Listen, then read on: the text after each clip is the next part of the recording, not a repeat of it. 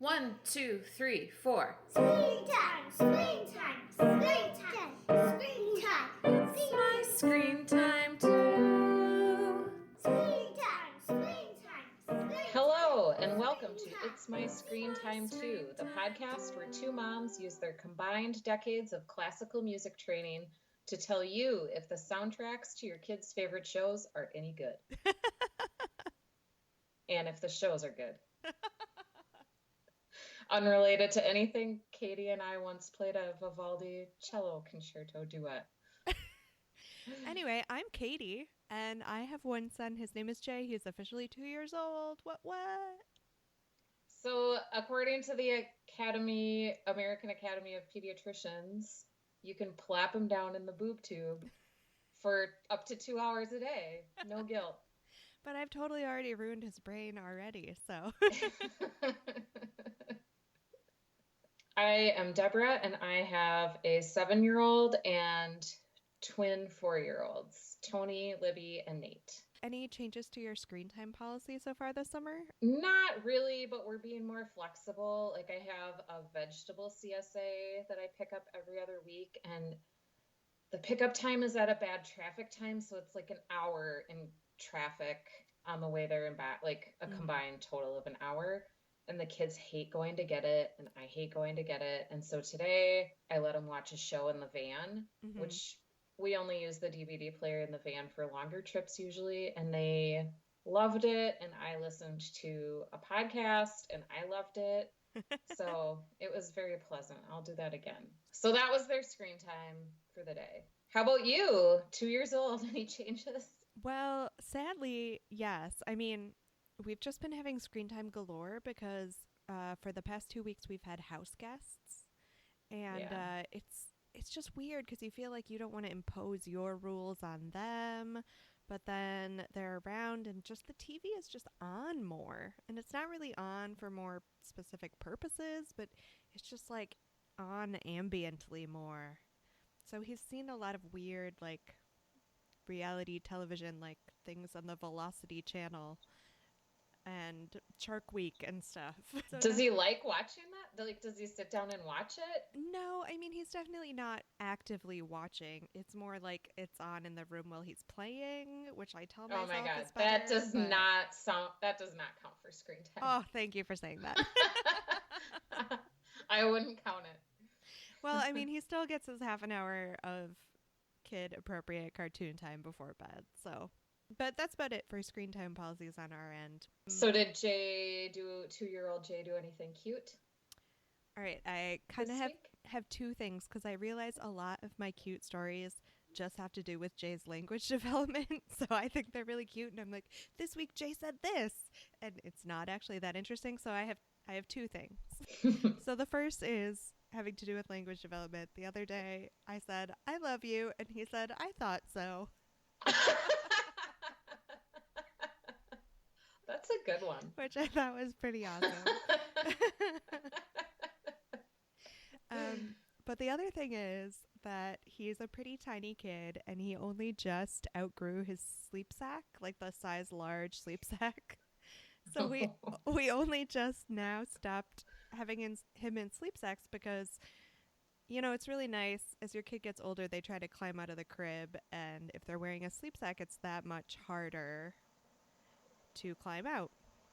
So did you tape his legs together? Yes, that's what we did. No, we did not tape his legs together, and he's so far been good about not... Well, he hasn't successfully climbed out of his crib yet. That sound you hear, listeners, is me knocking on some wood. But he doesn't really get blankets yet. So yeah. Last time we talked, I talked about how I just sit him in the crib now with some books, and like that's how he peacefully wants to go to bed. But that means that I can't cover him up, really. So when he falls asleep, he like kind of tries to put the blanket on, but he never gets it on his lower half. It's only just over his head. Which, of course, makes me totally paranoid that he's going to smother himself, even though I know he's not going to smother himself. But it's just really comical that he can't manage to get the blanket on his legs. So that's my cute Jay story. How about you? Well, we just went to a resort for a week and there were some other kids there that Tony made friends with. And on the last night, he watched the movie Descendants 2 with them. It's a Disney movie. And he liked the music from it, so I ordered him the CD as like sort of a souvenir of the trip. Mm-hmm. And we got it today, and he sat down with the liner notes and like very studiously read along to all the songs and would get mad if somebody made any kind of a noise that interrupted him. So I'm happy for him that he's at a point where he can like pick his own music and it's not, I mean, it's sort of kids music, but it's not like rappy. It's right. The a next little, level. yeah, the next level, but it was so cute. And I don't know what he's going to do when he realizes that digital music doesn't come with liner notes, really. Still, high five for raising future nerds. My work here is done. Yeah, I love it. Deborah, what are we talking about today? Doc McStuffins! Yay! So, Doc McStuffins, for anybody who's not in the know, is a 6-year-old girl, and she is also a cartoon. And she diagnoses and treats her stuffed animals and toys. And the Disney Channel premiered it in 2012. We streamed it on Hulu, and we chose the pilot and a couple random episodes from seasons 2 and 3. And the executive producer described it as Cheers for preschoolers. Which I just is, had to I include don't that know in the how doc because I loved it so much. Where did she get that? I have a feeling we're going to get into it. Okay. So why did we pick Doc McStuffins? Well, we talked about a teen movie last episode, and so we needed to return to our preschool shows. And Katie is a fan of, I can't say this name right. Yeah. The comedian W. Kamau Bell is a really big fan of Doc McStuffins, and he's recently been doing all of the podcasts for his book. He's been doing all the interview shows. Oh, so I've okay. been hearing him talk about it a lot, so I thought it was time to check it out. Okay. And I still have my trial month of Hulu, so I gotta make the most of it. We watched from season 2, episode 8, Disco Dress Up Daisy and the Glider Brothers. And from season 3, episode 5, Stuffy and Squibbles, Queen of Thrones. So Awesome. We'll go through the episodes one by one and then move on to our more general thoughts about the show. So I got the pilot for us. So like most of the younger kids shows, they're split in half in the programming block. So each segment works out to be like, I don't know, 11 minutes or something. So the first half of the pilot was called Out of the Box. And Doc discovered that her Jack-in-the-Box Little Jack couldn't pop up. Doc's magic stethoscope brought her core group of toys to life. And they are a hippo, a snowman, a lamb, and a dragon. And these animals make up the staff of her medical practice, which is based out of her playhouse/office. So Doc shows Little Jack that checkups aren't scary by giving one to his dad, Big Jack. And during Little Jack's checkup, Doc finds that his clothes are stuck in his spring and he has a case of can't pop-itis.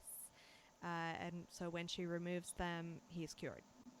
I liked it because the mom, who's a doctor in her professional life, she comes home from work and wonders what the dad has made for dinner. So I thought that was a nice gender role reversal. And Doc McStuffins obviously pretends to be a doctor because she wants to be like her mom. And that made me always sometimes worry because I don't have a job. Mm-hmm. And Jeremy, my husband, goes off to work every day. And I don't want my kids to think that that's like how it has to be. Like it can be like that. But I try to say like some dads are home with their kids because we do know families where that's the case. I don't know. So do you ever worry that Jay will think that moms can only be moms and can't have a job? Yeah, I do. But then I think of some of the women that I know that did grow up in this situation. Like, their mom was just a stay-at-home mom, and now they're like hard-charging career women. So it can Yeah. happen. Yeah. On a side note, like if my kids are pretending, like my twins, Libby and Nathan, if they're pretending to be grown-ups, Nate'll pretend to be a dad who goes to work, and Libya will pretend to be a mom who goes to meetings. Which is better than like, I'm going shopping. Yeah. I'm a mom. So at least I've modeled that. I really did like how this episode laid the groundwork for the series. And I loved that element about the mom going to work and the dad staying home. And I loved it even more because they never talked about it. Like, they never addressed how this was somehow atypical. Because for them, it's not. It's normal. Yeah, I liked it. I thought it was cute. I didn't know the premise of the show, really. I've seen a lot of merchandise, but I was pleasantly surprised. Yeah. Can I just share a little secret with you and our 2 listeners? Sure. I have a lifelong fear of Jack in the Boxes. Oh, really? Yeah, I do not like it when things jump out at me. It's part and parcel with me hating horror movies or really anything of that sort. But like, even now with Jay, when we go somewhere where they have a Jack in the Box toy, I cringe every time. I really don't like them. And the old style ones are creepy. Mm-hmm. It's like a clown face Joker with a creepy smile. Yeah, I get it. Even when he was an infant and I went to the mommy mixers at the hospital, they had like a Winnie the Pooh one. It was so inoffensive. And I was still like steering him away from it. Let's play with literally anything else. Okay, so the second half of the episode was called Rundown Race Car. And we are introduced to Doc's little brother, Donnie. And Donnie is preparing to race his favorite car, Ricardo race car, in the best race car ever race against his friend. But when Ricardo sputters and can't finish a practice race against Doc, Donnie throws a fit. So Dad explains that Donnie needs a nap to recharge his batteries. And during Donnie's nap, Doc diagnoses Ricardo with no vroom-vroomatosis. She plugs him in to recharge his batteries, and by the time Donnie wakes up, he's ready to race.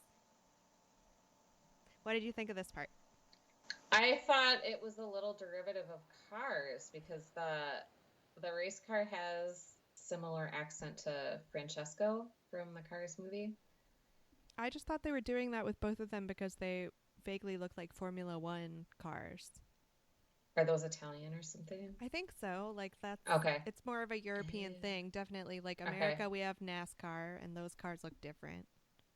Okay. Maybe this is just something I know because Kevin loves NASCAR. You know more about NASCAR than most people I know. So I know we've talked before about how much I love inspirational sports movies. And I have to say that Ricardo just didn't hit those same buttons for me. He was like too pompous. And he didn't go through any sort of emotional arc. He didn't even learn how important it is to be humble or lessons about being a good sport or anything like that. It was disappointing in that way. I also thought that the scene where the dad tells the brother he needs a nap and the brother is like, okay. That was so unconvincing. Oh, shoot. I was just hoping when they got to be that age, they just meekly acquiesced to whatever you told them to do. Stop bursting my bubble. Oh, I am tired. I will go lay down. Good idea, Dad. Yeah, that would not fly in our house. I do just have to recite one line from the episode that I thought was really great. Ricardo is trying to have a race against Lammy the lamb. Stuffy the dragon is cheering for Ricardo, and he says, Ricardo, he's our man. He can drive circles around the fastest lamb. And then Lammy just turns to him and goes, no, he can't. There were a lot of, throughout the episodes that we watched, there were a lot of funny dialogue between Lammy and Stuffy. Yeah, I liked their rapport. All right, shall we move on to season 2, episode 8? Yes, Disco Dress Up Daisy. So Doc plays some disco music, and first of all, her parents join in and show her their disco moves.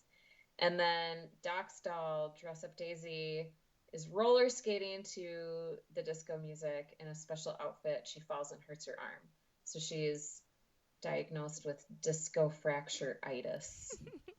And Doc fixes her up with a cast. So I can tell by your face that you had the same issue I did with the whole disco theme. How old are her parents supposed to be? It's the least likely music that they would have jammed to in their youth. Yeah, I mean, even if they were super old when they had Doc, because we're saying Doc is 6, so let's say on the outside that her parents were born in the 60s, they still wouldn't have been courting via disco dancing. No. They seem more like they would have been into like alternative rock or like hip hop or even like just top 40 stuff. Okay, so here's my theory.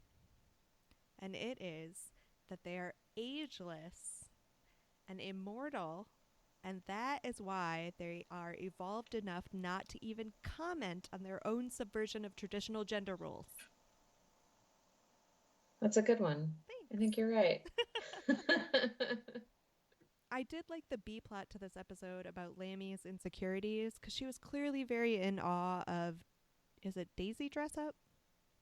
Yeah, Daisy has a great fashion sense. She's actually really annoyingly obsessed with her appearance. Yeah, well, she is the Barbie doll. Yeah. I mean, they do try and hit hard the point that looking good is all about how you feel on the inside. But it is a hard sell coming from a Barbie doll. Right, exactly. But at least they didn't do a straight up makeover episode where like they took Lammy behind a screen and like brought her out in a miniskirt or something. Yeah, it wasn't my favorite episode. I like the Doc McStuffins diagnoses Lammy with I want a boo-boo syndrome, which is maybe a line I'm going to use with my kids. Oh yeah, definitely. We're already very familiar with I want a boo-boo syndrome. If this kid could be completely covered in Band-Aids, he would be. So in the next episode, the next portion of that episode is the Glider Brothers. And Doc takes her toys on an indoor picnic because it's too windy outside. And she inadvertently includes her brother's glider planes, who are named Wilbur and Orville. And they're racing around, flying through the house. And Doc and her crew try to stop them before they get hurt, but Wilbur crashes. And Doc fixes him up with a rubber band. And this one, Doc I didn't catch on until this episode that like her parents don't know that her toys are anthropomorphized. Yeah, because so she's like hiding it from them. And that was my question, like, do we really need the magic stethoscope that brings the toys to life? Like, couldn't they just be alive in her imagination? Mm-hmm. But that was a big emphasis of this segment, the whole like, oh, we can't be caught being live toys.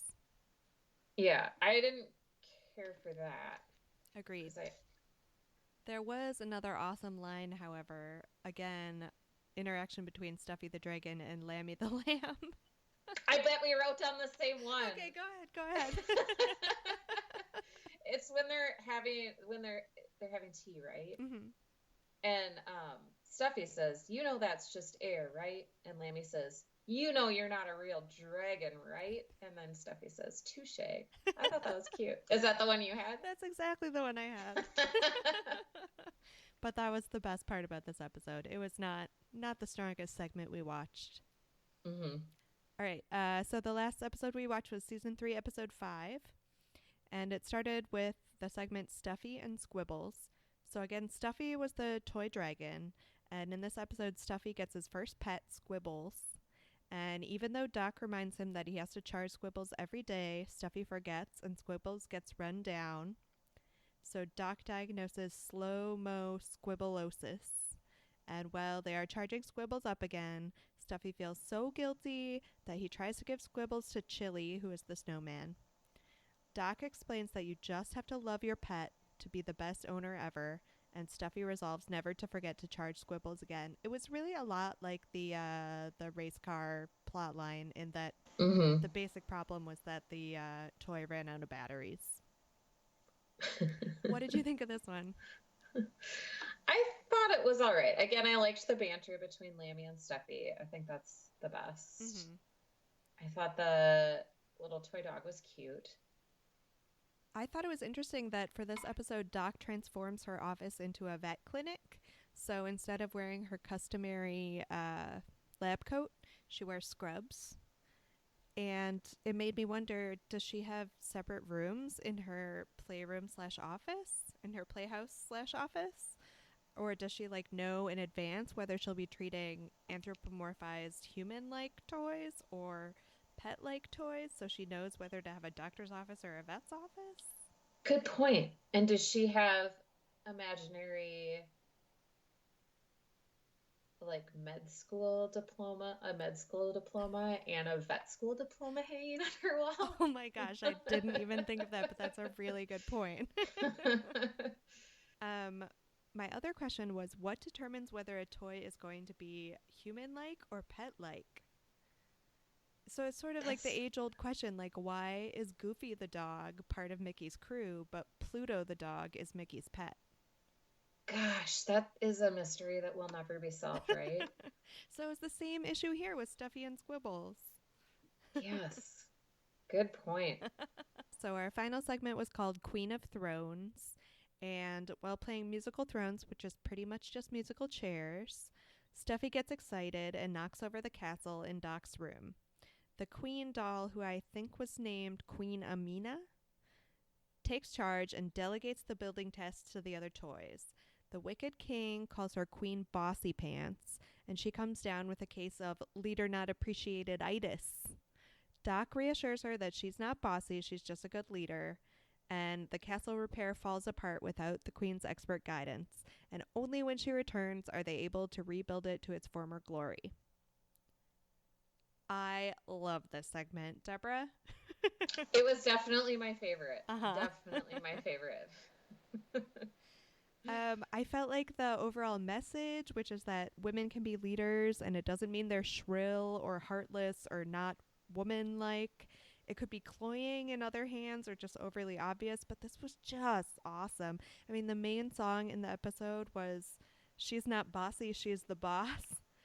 It was great. And I also love the little detail that the toys were all afraid to go under the bed to get the blocks that fell down there. I also liked the king, the snooty king. Uh-huh. He was designed to look like an old school Fisher Price person, I think, with like the bowl haircut, and his voice was awesome. And he didn't have any arms. There was a scene when they were rebuilding the castle and the king was trying to put a window in the wall, but he had no arms. So you had to wonder like how he even got up there. Like he was just trying to nudge it up there with his shoulders.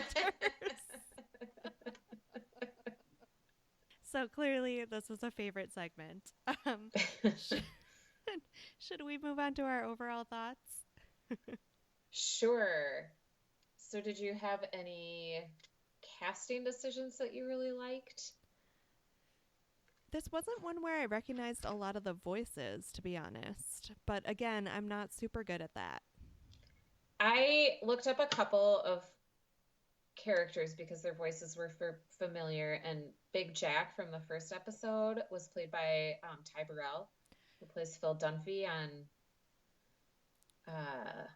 Modern Family. I feel like Modern Family just keeps coming up for us. And Ty Burrell in particular, we mention him a lot. Yeah, I think he does some commercial voiceovers too. So his voice is pretty ubiquitous, I think. So I liked that, but I think that was just a one-time character. Mm-hmm. And then the hippo nurse, mm-hmm. who has like a really breathy, like Southern black lady voice. Mm-hmm. She is played by Loretta Devine, who plays Adele, Chief Weber's wife on Grey's Anatomy. Oh, yeah. I think she died. I'm behind on my Grey's Anatomy, so maybe she dies and I just don't know it yet.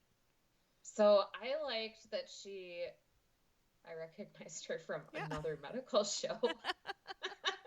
She clearly has the expertise necessary to be the chief nurse. She seems to be the nurse in charge in Doc's practice. Yeah, I didn't have any real casting thoughts other than I did a little bit of Wikipedia readia, really? Okay.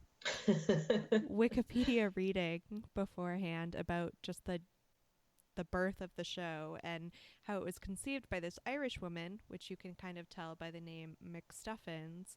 But then Hmm. Nickelodeon was just like, oh, well, you should make the character African American. And she was like, okay, fine, but she didn't change anything about it.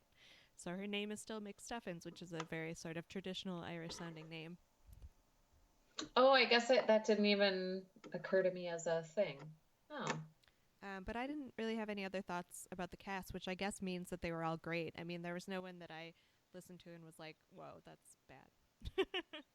yeah. Some of the shows we've watched are played by some of the characters are played by kid actors who are not always They're a mixed reliably bag. good. Yeah. So how about we talked about music a little bit. This was actually one of the few shows that we've watched where I could actually understand the lyrics in the title song. Yeah. And I thought it was cute. I've been humming it all week, so it must be doing its job. The songs midway through were definitely less catchy, although they weren't bad. They just didn't stick as much. Yeah, and not as much as like in Daniel Tiger, which we haven't talked about on this show. Those songs are like made for you to take away and sing to your kids Mm-hmm. at like times of distress or something. But you could take songs from Doc McStuffins and apply them in real life. Definitely. I mean, I think we've watched 4 episodes of Daniel Tiger total, and sing all of those songs. Yeah, yeah. This is totally not related to the music, but can we talk for a minute about Doc's bedside manner? It is amazing. And maybe it's just because before I had a kid, I thought I was one of those people that just wanted like a no nonsense doctor that wasn't going to sugarcoat anything and was just going to like get to the point. And then I had a kid, and we have kind of a no nonsense, unruffable pediatrician. And I'm so frustrated because I just want my opinions to be validated. And if only Doc McStuffins were my pediatrician. Boy, I'd go to her as my just regular doctor for me. Yeah, Yeah, she's great. she's so great. Like when there's not a problem with something, instead of just saying that's fine, she's like, that's beautiful. That's great. Your eyes are full of joy. It's just those nice little touches. And I know, hey, doctors in our society, they have a lot on their plates. And sometimes they just don't have the extra mental capacity to make those little extra touches for us. I understand. I'm just saying, if we could all be more like this little 6-year-old pretend doctor, it would be so nice. Yeah. I have to ask because you kind of poo-pooed it when we first started. You didn't find the cheers for preschoolers to be an accurate description How is it like Cheers? because it's a Because workplace everybody, comedy for children. I No. guess I was just waiting for the point in time when Norm walks in and everybody goes, Norm! Well, isn't the snowman clearly Norm? Oh, maybe it is like Cheers. I just felt like Yeah. all of the supporting characters were so clearly drawn as like specific types. Like you had the kind of overly neurotic hypochondriac, which I guess the snowman wasn't Norm. Like the snowman was a weird combination between Diane and Norm. Yeah. um and the overly confident cocky character in the dragon, So is he Frasier? the Who is overconfident one. who is BB Newirth? Okay, so I kind of felt like the dragon was like some sort of combination of like Sam Malone's cockiness with like Okay. Frasier's know-it-alliness. And Hmm. then you had the kind of dumb but sweet nurse, which was a little bit like She Kirstie Alley. no, Rhea Perlman's character. What was her name? Oh, oh, Carla? oh. No, is it Yeah, Carla? Carla. Okay. Yeah. A little bit that and a little bit Woody. Okay. Oh yeah, yeah. I guess Okay, I was overthinking you're it. selling me on it. No, you're selling me on it. But I just love that idea that like someone sat down and was like, what is missing from children's television today? It's a workplace comedy for kids. I thought that was genius. I guess since we already went off into a Cheers tangent, what did you compare this to any other adult shows that you watch? I was kind of thinking of the fact that she's not really a doctor and she's trying to emulate her mom. So just the character of Doc McStuffins reminded me of Carl from The Walking Dead. That's the worst comparison ever. Everybody hates Carl. He is unlikable, but I mean, he's like too young and innocent for the job, but he just wants to be like his dad, and he has to. He has to like massacre all those zombies. So you didn't get that. I mean, I was stuck on finding other medical shows. So, did you have any thoughts on a gritty HBO reboot? I thought about it, but I feel like it has been done already on medical shows. Like, because I got stuck on the fact that she is like a young, like too young to be a doctor. Oh, like Doogie. Yes. So I was thinking of Doogie Howser for sure. Isn't Doogie due for a reboot? Oh yeah, it's been at least 25 years, right? Mm-hmm. And Neil Patrick Yeah. Harris would totally cameo. Yeah, he should play like Doogie's dad. Let's call him. Get on it, CW. This is totally in your wheelhouse. But it's always funny when a young doctor is treating like an older patient, and then the older patient gets to say like, my internist looked like they were 12. So I don't know. I got stuck because I felt like it's been done before on like Scrubs, ER, Grey's Anatomy, Doogie. Yeah. So I was kind of stuck on the fantasy element of it. And I know that HBO is kind of winding down Game of Thrones. And there have been some prequel ideas, bandied about. So I was thinking maybe Doctor of Dragons. Like she treats all the mythological creatures of Westeros. Like, is your smoke baby feeling blue? Call the doc. Magic necklace not keeping the years off anymore? Call the doc. I thought that could be good. And we could have it starring Pearl Mackie, who is the most recent companion from Doctor Who. And sadly, she only got one season in, and I think she could do great in this Doctor of Dragons, Doc McStuffins on HBO. Do you have any thoughts on whether it was better when we were kids? I couldn't think of any cartoon shows that compared. And then like Space Camp, remember that movie?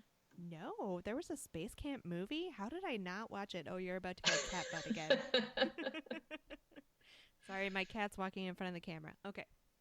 Space Camp. So these kids are at Space Camp, and then they get to like tour a real shuttle, and then they press some wrong buttons and they launch into space.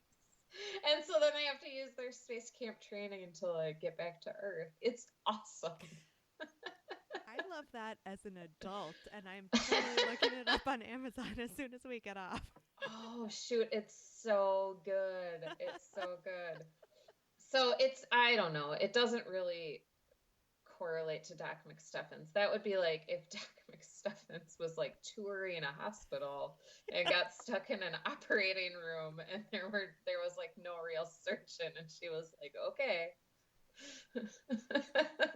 here we go. The unaired episode that Disney Junior was like, no, this is too real. Like they tried to do one where Doc just has to do surgery.